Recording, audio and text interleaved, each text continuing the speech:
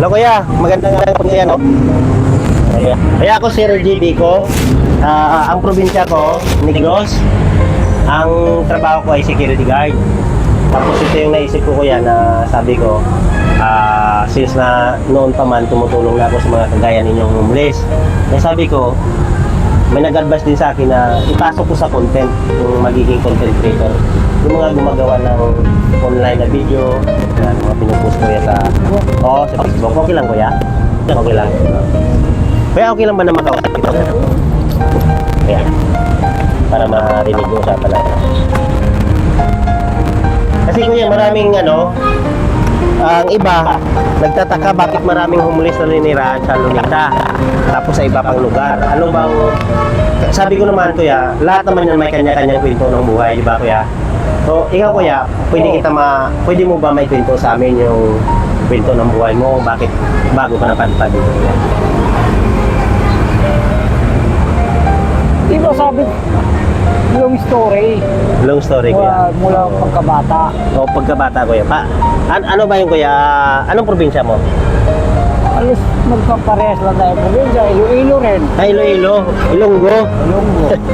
Damo na ko na istorya din yung Ilonggo Dire, damo di Ilonggo Oo, damo di Ilonggo na kuan.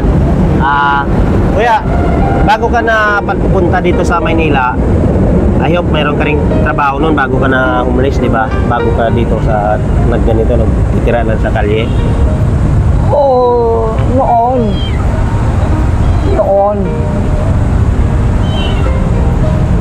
Noon yun.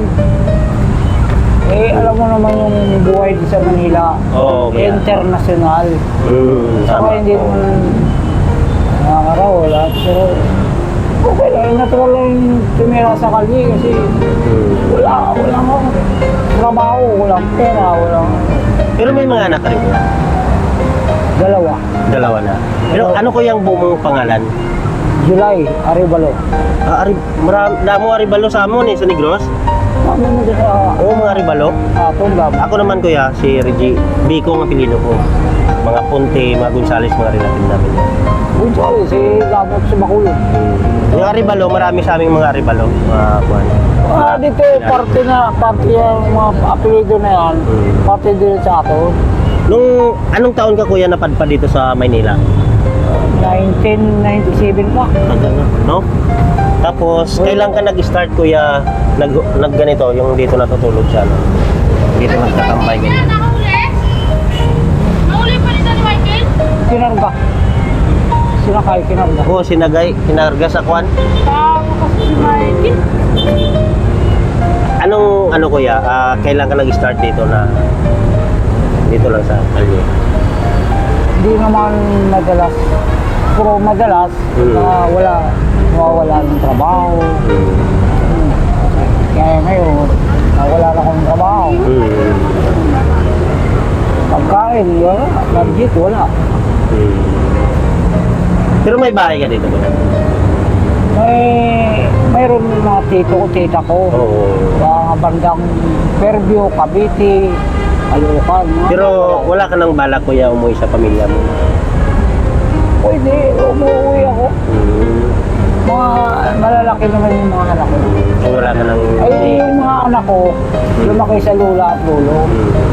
Hindi, kung papadala lang ako pagka meron. Kuya, mayroon ka bang moment sa buhay mo na pinagsisihan na sana ginawa ko ito noon, sana hindi ako naging ganito ngayon? Meron ka bang ganun? Marami. Anong pinagsisihan mo kuya? Kasi gusto ko kasi kuya yung pintuan natin, yung mapagpulutan ng aral ng mga manonood natin.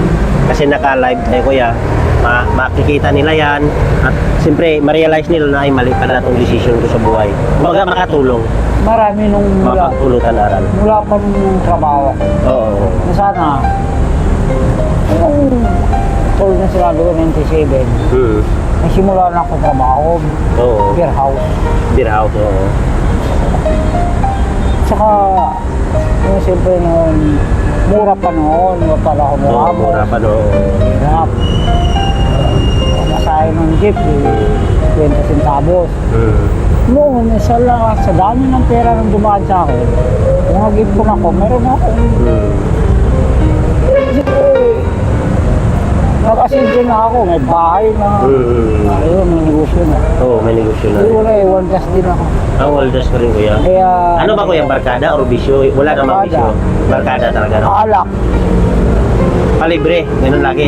Ikaw lagi taya. Yung alak, Oo. tapos, karilyo, babae. Ganun. Yan yung nagpabagsak sa'yo kuya. So guys, no? Pinaganohan ko yun. Tayo dapat focus lang kay tatay, dapat pagpulutan natin ng aral. Na-realize ko yun. Oo, yun nga, na-realize nga daw. Sana tumutok lang tayo sa kung anong pamilyang binuo natin. Yung pagsubo kasi, iwasan natin. Huwag nating labanan kasi hindi tayo mananalo dyan. Tapos tayo, after all, yun na yun, nandito ka na. Tapos, ang asawa mo ba, hinahanap ka pa? Hindi na. Single. Mga, Medyo masalimuot tayo, no?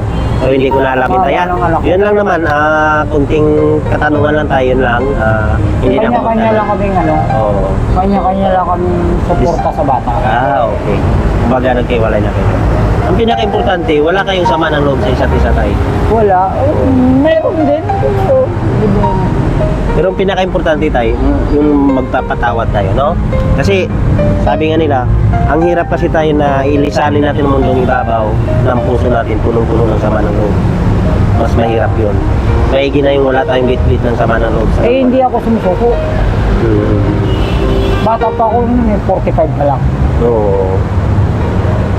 Kaso, kalyado ng kaliwang Ilang taon ka na? 45. 45. Kay edad lang kita. 45 rin ako. Tignan mo, probinsya pa lang, dagat, palay, bukid.